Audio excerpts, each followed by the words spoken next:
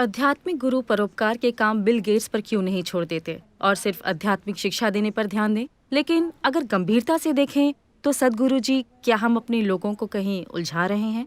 एक आध्यात्मिक गुरु का काम लोगों को आध्यात्मिक ज्ञान देना है, न कि लगातार दिशा बदलना। कभी परोपकार की दिशा में जाना, कभी समाधान सुझाना, कभी राजनीतिक टिप्पणी करना। ये सब किस लिए है? क्या ये ज्यादा मशहूर होने के लिए है या विवाद पैदा करके अपनी लोकप्रियता बढ़ाने के लिए है? ये असल में है क्या? मैं किसी खास व्यक्ति के बारे में टिप्पणी नहीं करना चाहता, लेकिन आम तौर पर चाहे आप राजनीति में हो, आध्यात्म में हो, या आप कोई कारोबार चलाते हो, या आप कुछ भी नहीं करते, आप इस देश के नागरिक हैं। You have rights and responsibilities of being in this country. इस देश में होने के नाते आपके कुछ अधिकार और जिम्मेदारियां हैं। हर व्यक्ति को अपनी जिम्मेदारी और अधिकारों की अपनी समझ के हिसाब से और अपनी बुद्धि और काबिलियत के मुताबिक काम करना चाहिए, अपने आसपास की हर चीज को बेहतर बनाने के लिए, क्योंकि हम सभी को राष्ट्रीयता के प्लेटफॉर्म का फायदा मिल रहा है ना? हम इससे अलग नहीं जी रहे। चूंकि मैं आध्यात्मिक हूँ, मैं आकाश में नहीं चल रहा, मैं भी सड़क पर गाड़ी चलाता हूँ। अगर सड़क खराब है तो क्या मुझे उसके बारे में बात नहीं करनी चाहिए? बताइए।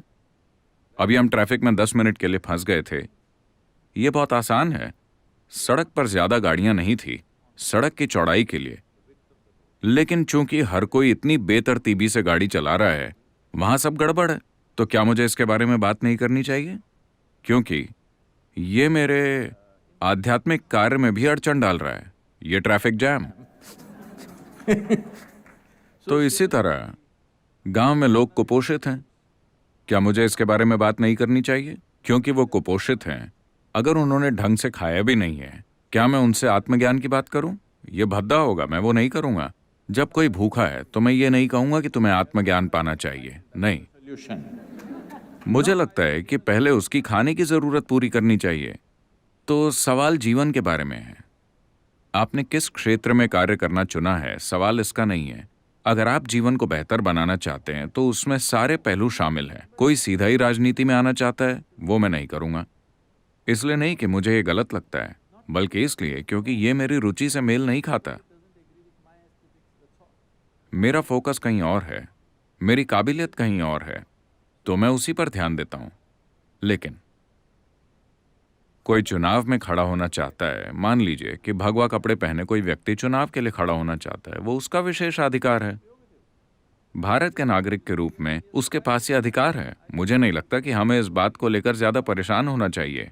अगर उसने लोगों का सम्मान कमाया है तो वो जीतेगा, वरना वो हार जाएगा। क्या सभी आध्यात्मिक लोग आदर्श लोग होते हैं? दुर्भाग्य से वो नहीं है।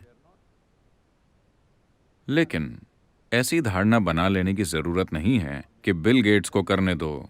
आप बिल गेट्स का इंतजार करेंगे कि वो $100 बिलियन कमाए और आकर आपको दे दे? ये बस बेवकूफी है। हर किसी को अपना सबसे अच्छा प्रयास करना होगा। वो जहां भी कर सकें, सिर्फ तभी कुछ होगा। आप चाहते हैं कि अमेरिका का एक कारोबारी भारत आए और आपके लिए दान करे। आपको ऐसा कहने में शर्म आनी चाहिए।